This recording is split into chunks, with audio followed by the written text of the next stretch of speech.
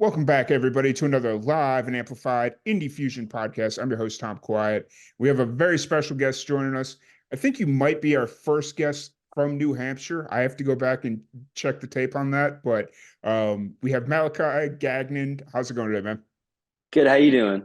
Doing pretty good. Doing pretty good. It's severe weather season here in Central Texas, and they are calling for softball size hail, which, yeah, I Yeah. don't need to That explain that one. So, Dude, but that's intense. right. But Yeah. excited to have you here. How are things going with you?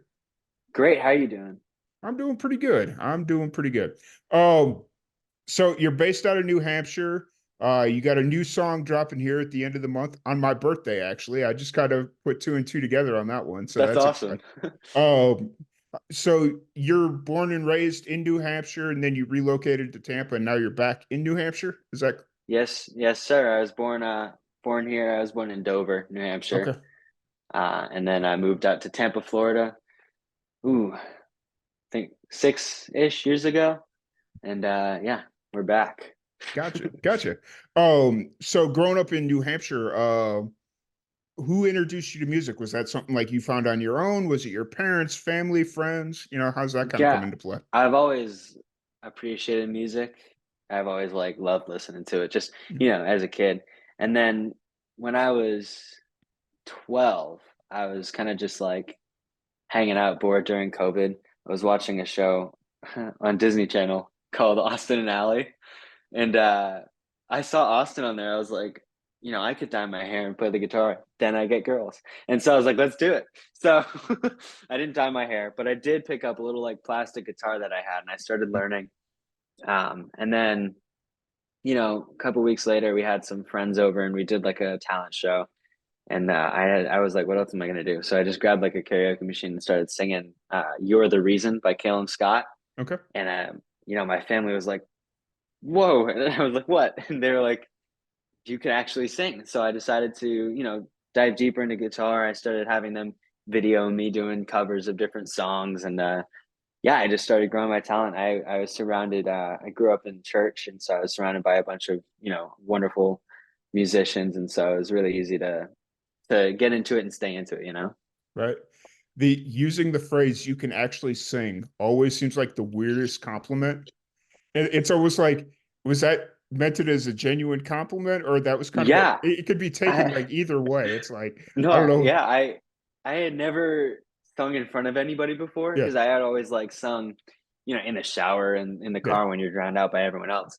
But they were a little more confident in me than they probably should have been. But but they pressed, like they kept encouraging me, and it really built up my confidence. And I was like, you know what, yeah. So I started taking vocal lessons with a guy from Nashville named Benny Meza, and he's helped me a lot. I just met with him literally a couple hours ago, and so Nice. now it's been really cool. It's been a fun journey.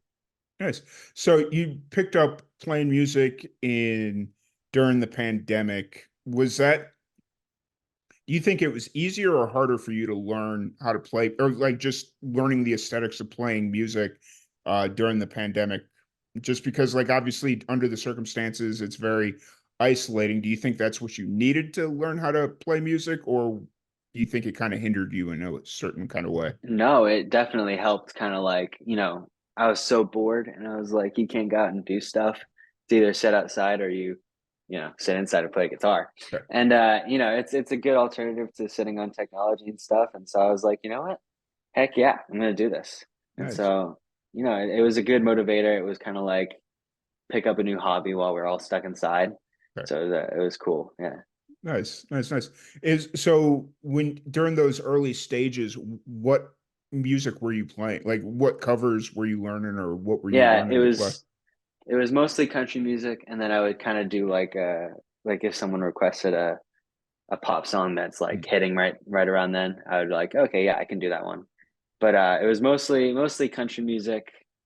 My first song that I ever covered and remember covering like on a video was "Ain't Always the Cowboy" by John Party. And so it was a bunch of covers like that, and just I would have different family members record me doing them and just put them up to see how people reacted. And it was a good, for a 12-year-old, they were like, hey, I built a decent following so that when, 2 years later, I decided to release my own music, it wasn't that difficult to be like, hey, go check it out. So Sure. that was pretty cool.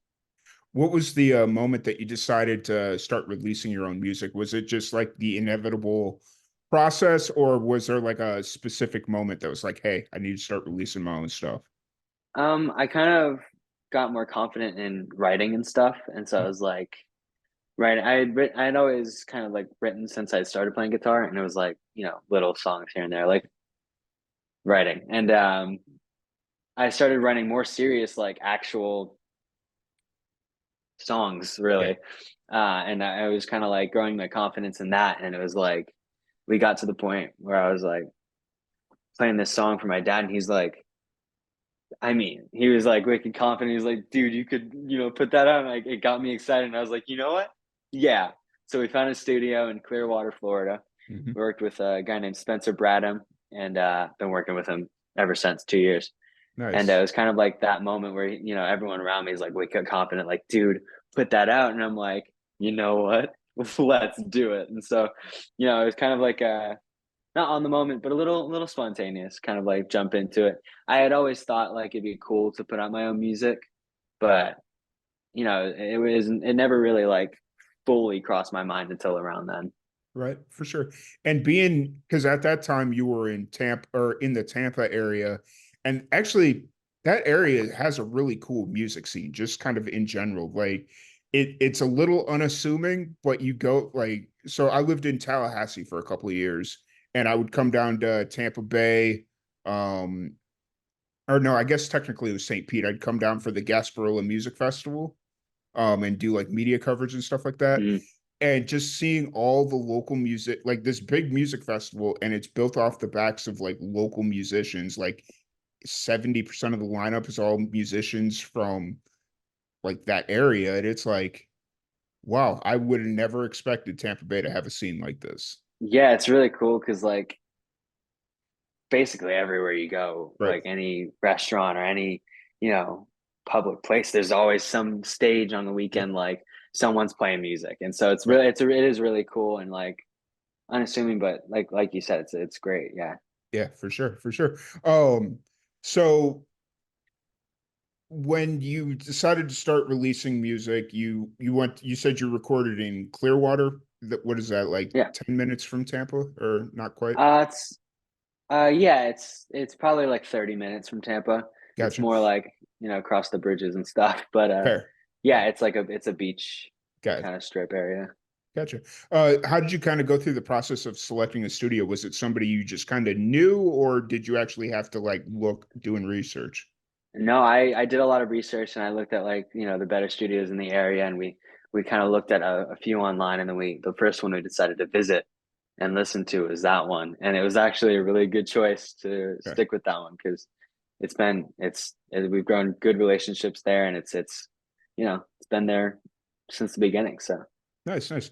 So now you're back in New Hampshire, and you've been there what for a little bit now, or yeah, since actually probably a year now. Yeah. okay. How's so do you go back to Clearwater to record, or do you now have a place in New Hampshire that you record? Yeah, I record in Clearwater still. Oh, okay. Gotcha, Yeah. gotcha. Um, no, it's cool. How's the whole process been? Because obviously you've just started like performing music and whatnot, or started playing music really 4 years. That's so weird. The pandemic has been 4 years already. Like It's I've crazy to think about. right. And so you've really been performing for about 4 years, and then what would you say, releasing music for about two? Yeah, it's been 2 years since March. Yeah. Gotcha. How's that process been? Are you just kind of like looking at singles, or do you have aspirations of like a full body project? Because you got a new single coming out the end of the month, but what's kind of the plan of attack as far as like releasing? Yeah, right now singles are kind of the way to go for me. It kind of seems like the right step Hmm. each time. And so I obviously do hope to do, a full album or, a full project like that. So probably an EP next, but right now we're just hitting singles. I have 4 ready to go already, and Nice. the next one is May 31st. Nice. My birthday. Woohoo. Yeah, exactly. It's I saw that, and for whatever reason I didn't put two and two together. I was just like, oh, May 31st. That's oh wait, that's my birthday. Oh, yeah. No, that's cool. So um your last single was No Thanks to You, correct? Yeah, it was in November, so it's kind of weird to think that it's been that long, but I've been grinding to get other Yeah. music out. But yeah, no thanks to you was in November. That was my last single. Nice. And is it just were you just kind of waiting for the right time to release this new single, or were you trying to get stuff recorded? Like, I don't want to say what's Um, been the holdup, but no, yeah. that's I had originally planned for like beginning of March, and I waited a little bit to record again, kind of let that older stuff breathe because it's a mhm, new chapter almost. mhm, I feel like with the style that I'm doing, it's going to be more singer songwritery kind of thing mhm. over country music. But so I was giving a little time to breathe, but then I was planning on beginning of March. But I recently signed a 3-song deal with Sony, Oh, nice. who wanted to get some press stuff in. So they they asked if we could push it back. Well, obviously, Yeah, I was like, you know, sure. yes, you're the boss, yeah. So we pushed it back for the month, but yeah, a lot of it was just kind of letting the songs breathe. Nice. That's really cool. How did the you don't have to expand on this as much too much, but how'd the Sony deal kind of come into play? Where'd they come from? Yeah, my manager works with another guy Mm, who works with them, and he it was really good for him, and so he was like, I have this other kid that you might be interested in, so they checked me out, and they were down for it, and so just recently signed that actually like a couple weeks ago. So oh wow. it's really cool, yeah. That's cool. That's nice. That's sweet. It's um so with as you kind of approach the release of your new song, first off, what can you tell us about the song for anybody that's out there listening right now? Yeah, it's very me, and so it's kind of like really cool. I put a lot of myself into it, and it's kind of a nice fresh breath. But it's different from my other stuff, which is kind of scary to put out, but it feels again just like where I'm at and who I am. Mhm. It's about kind of moving on from somebody, but still having them up in your head. And so you keep asking yourself, like, do they think about me like the way that I think about them still? And so like, when they drive past that road that they lived on, when you drive past their road, you do you think about me, And so it's kind of just that it's self-explanatory based on the title. But Yeah. yeah. Yeah, it's really exciting. Yeah. So you've mentioned a couple times that you've kind of made that transition from country to more singer-songwriter style. Yes, yeah. What was kind of the thought process behind that? Do you feel like this is more of an authentic version of yourself, or what was kind of the transition thought? Yeah, I recorded No Thanks to You in Nashville last March. Okay. And so, ever since then I've just been writing and writing and writing. And each song that I wrote pulled me more towards like that feeling. And Mhm. I'm kind of like, I knew it wasn't country music that I was writing, and I was like, it'd feel wrong to force it into Yeah. that genre. And so I was like kind of exploring the genres, kind of figuring out. And I came across an artist through a couple of my friends. His name is Noah Khan. He's blowing up right now. And so I listened to him a bunch, and I'm like, this is definitely what I'm writing. And so it's a little more, folky. It's more singer songwritery, but it is where I'm at. And Mhm. it's kind of like these next 4 songs are a lot like it, and it's kind of just like it represents where my heart is at, really. Mm. Yeah, for sure. I love that you're allowing your music to grow with you because obviously you're still very young. You're 16 right now, or are you so Yeah, I'm 16. you're 16 now, so you're allowing your music and your style and your kind of whole aesthetic to kind of grow with you as a person, which is really cool. Whereas like couple years ago, country maybe have been something that you were really into, but now you're connecting with like the singer-songwriter, and who's to say in the next 4 years where you end up, you know? So, Exactly. so it's really cool that you're allowing your music to kind of grow with you instead of trying to feel like you've got to pigeonhole yourself into a genre because that's what you started with. Yeah, it's cool to my fans and my followers on social media and really on Spotify and stuff. Like they are really patient and understanding with that Yeah. because I mean, even in those first 9 songs that I've released, Hmm. it fluctuates. It's some are. I mean, my first single was not country music, but you know, it fluctuated between country and more pop, and it like you know there was one of them. Yeah, it changes back and forth, and it's like they were super supportive of me no matter what type of music I put out, and so that's why I felt even more comfortable putting out something like this because I know that they understand and like it is where I'm at, and even if people don't like it, it's what I want to do, and Hmm. so it's kind of like as long as I'm enjoying it and having a great time doing it, that's I'll probably stick here for a little bit. Oh yeah, for sure, for sure. Um, so as far as like live shows, are you playing out pretty consistently right now, or what's the scene kind of doing in New Hampshire for you?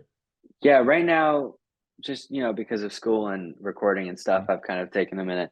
I did my first show last Christmas, mm, and it was at the New World something. I can't remember the name of it. It was New World in Tampa, Florida, mhm, and we had a good crowd show up, and it was like extremely nerve-wracking because they're all here to see me. And so I was mm. like, what do I do? And so I walk out on stage and I'm like, deer in headlights, like dumb smile on my face. And I'm like, what do I do? Fair. But I found my footing. I was able to sing the first song, but I was like shocked. And then I sang my first song, Craving Me, out, and they all sang it back to me. Nice. Wow. And I was like, I couldn't believe that. That was like the most surreal moment that I felt. It was like, they're singing that song that I wrote in my bedroom, 2 years ago or whatever it was. And so, yeah, it was really cool. And I've done a couple after, but right now I'm taking a minute and I'm going to start doing that again, over summer, of course, when Yeah, I'm for not, sure. yeah, in school. Because that was actually going to be my next question was how do you kind of balance everything? But the fact that you're making school kind of more the priority right now, given that you're still in high school and whatnot, that's cool, and the music is just kind of there, and you're not allowing the live shows to kind of overtake. Do you find it hard since you are so young right now to get live shows? Like even if you wanted to play like every weekend, do you find it hard to get live shows right now? Yeah, it could tend to be an issue, but it's not that bad because they like having younger people show up because it gets different people and Gotcha. so it's not as hard as you would assume. However, the harder part is being in New Hampshire and Fair. trying to find places. But yeah, it doesn't really affect the age thing isn't as big a factor as you would think, which is really cool. Yeah. Well, because I guess nowadays a lot of like coffee shops and stuff like that, they're doing more of the bringing in more of the artists, Hmm. especially like the more singer-songwriter stuff. And it's not as hyper focused on like bars like it. I mean, it's obviously still there, but like the bars aren't super hyper focused like it used to be. So Right. that's Yeah. that's cool. Is it what is the obviously you've been back in New Hampshire now for about a year. What's the scene like in New Hampshire? Is I'm assuming there is a scene of some sort, but Yeah, there is. There's a couple, really cool venues and stuff. But it's not crazy. mhm, It's pretty chill over here. There's only like a couple of cities near here, but you're 50 minutes from Boston. So mhm, that's nice. That's yeah, where it's at. yeah.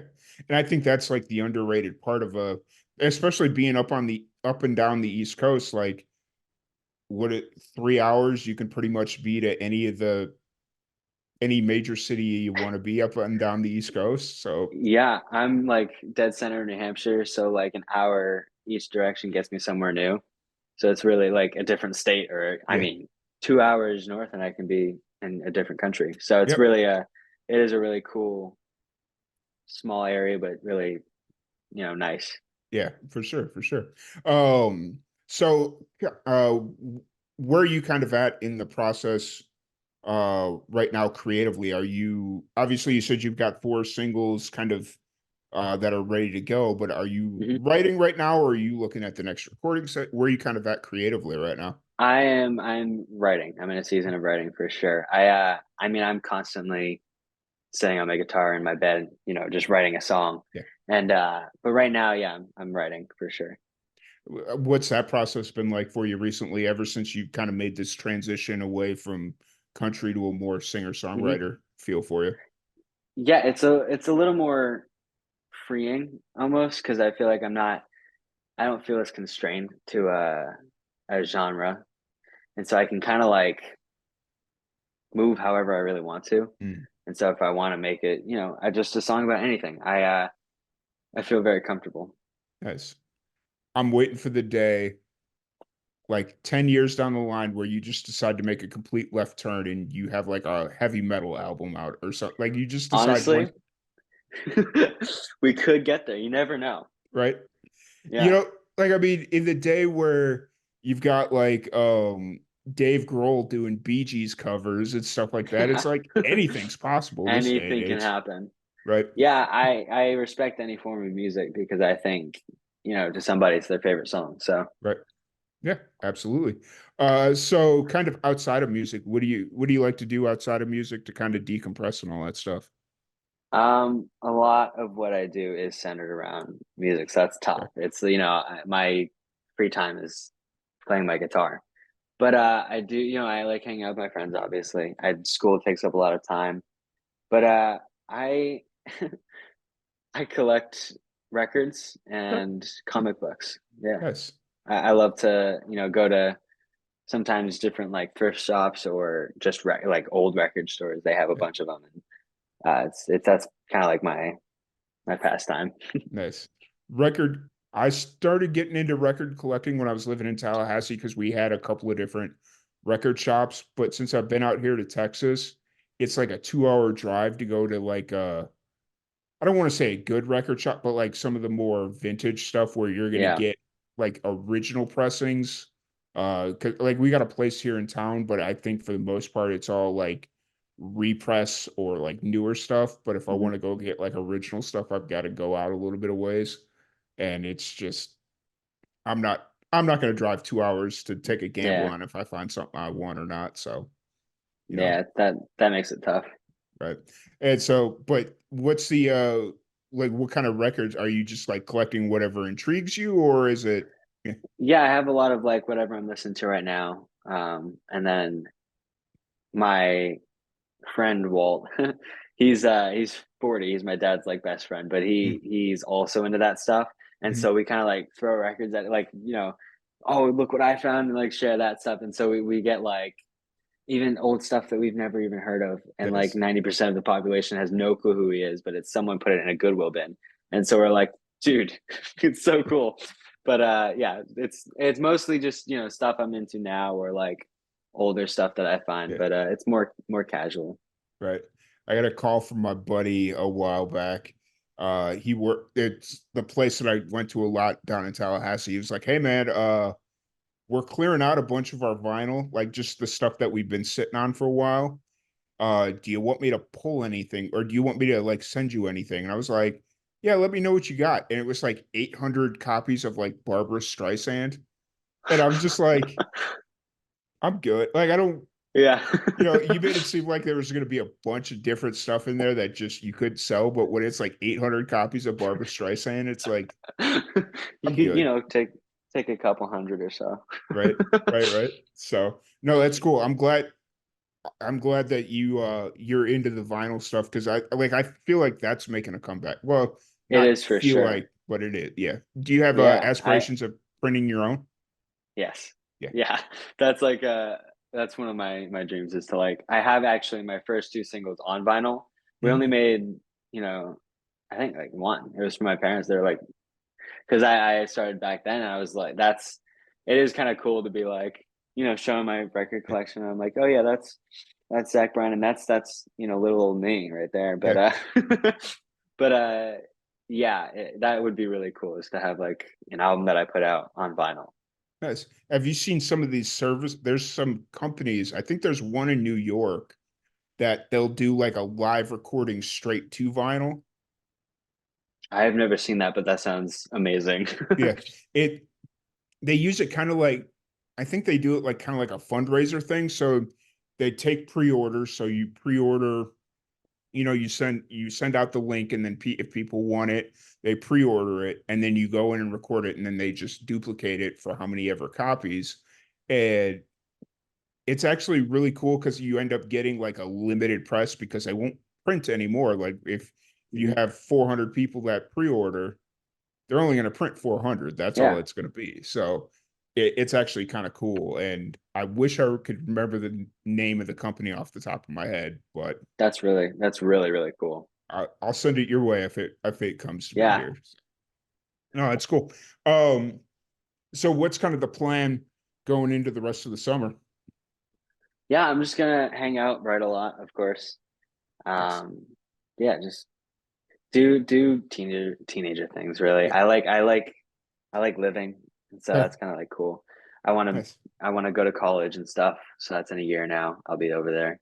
Nice. Um, but yeah, just living. Sure. Have you gotten accepted anywhere yet, or No, I'm a junior, so I'm waiting a little bit. okay? I'm thinking about going to a college in Virginia, Liberty. Okay, nice. Yeah, That's cool. I love that you're not letting the music industry like consume you. You're allowing your life to just kind of unfold, and music is just kind of that extracurricular thing for yeah. you. I mean, it is my life, as much as I try to make it not my life. Yeah, yeah, It is basically everything that I do, and I do just like living hmm my life though. So yeah, I make that a very blatant point, is like I want to finish school. I want to go to mm, college for a year or two, and then if music, if God yeah. opens doors, that's really cool. Right. And the one thing about college is it'll always kind of be so like say you graduate high school, because to me, I think graduating high school is kind of like the big important milestone that you got to hit. And then if when you graduate, like all of a sudden you got Jelly Roll calling you saying, Mhm. "Hey, bringing you on to, like whatever the situation is." And college will always kind of be there. So Yeah, a lot of online stuff is available too, so that's makes it easy. yeah, So you don't for have to, sure. like, you can kind of do that as a second hand, like, even. Yeah, So 100%. But I love that you've got your principles in place. You know exactly what it is you want to do. Music's there and it's a priority, but you're not going to let it consume your life to the point mhm. that, oh, do I go to this recording session when I told my friends that I would be over here for this birthday party? You're going to go hang out with your friends. Like Right. that makes total sense. Mhm. So, but yeah, no, that's really cool. I'm glad we've got this opportunity to sit down and chat. I've really enjoyed this. Um, Kind of moving forward, obviously you got the new single coming out May 31st. I'm really excited. Do you have a music video plan for this, or is it Yeah, I'm gonna just shoot. I'm gonna shoot one probably at the end of June for that okay? one. Kind Gotcha. of get it out, early July. Gotcha. But I Give do it I do have some stuff planned. Videos this summer for sure, mm, yeah, for the that's for these cool. next ones. Yeah, Yeah. Give it kind of a second leg, like give it a little bit yeah, after the single releases. yeah, for sure. That's sweet. And then just kind of living your life this summer. Do you have release dates for the other, I guess, three singles after this, or is it just kind of let's see how this first one goes and then we'll figure it out from there? Yeah, not full release dates. I have like the months. I Mm, have the months planned. Kind of every other month will get me to the end of the year, which is kind of scary to think. right. But yeah, so I do have you know a general idea of when I want them to release, but I put the release dates out usually a month-ish before. Gotcha. Sweet, Yeah. sweet. Well, once again, I want to thank you so much. You're welcome back anytime. Feel free to reach out and love to have you back on. For anybody that wants to follow you or interact with you on social, listen to your music, all that fun stuff, where's the Mhm. best place to find you? I post most of my stuff on Instagram for social media.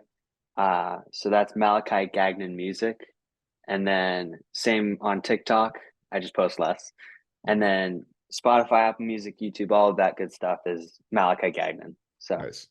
I must say, some of your TikTok content is very entertaining. I was just before you jumped on here, I was thumbing through your TikTok and uh oh, what were you were driving I'm guessing it was a Jeep. You were driving a Jeep yeah, or yeah. something, and you were just really ecstatic that your song was it your last single that was streamed like 100,000 times or something. Yeah, I think it was that one or the summer one that I did. Yeah. One of the It two. might have been the summer one because it looked like Yeah. it was kind of like summery outside a little Yeah. bit. And I was just sitting there, I was like, man, this kid is just so happy about his life right now. It's almost infectious. It's amazing. So, Well, thanks, man. Thank you. yeah, absolutely. But once again, thank you so much for hanging out with us. I've really Thanks for appreciated having me, this. dude. Yeah, for sure. Thank you everybody for tuning in. If you want to support Malachi, we've got his links in the description below. If you're listening after or in the to the recorded podcast. And once again, thank you all so very much. We really appreciate it. And we will catch you all later.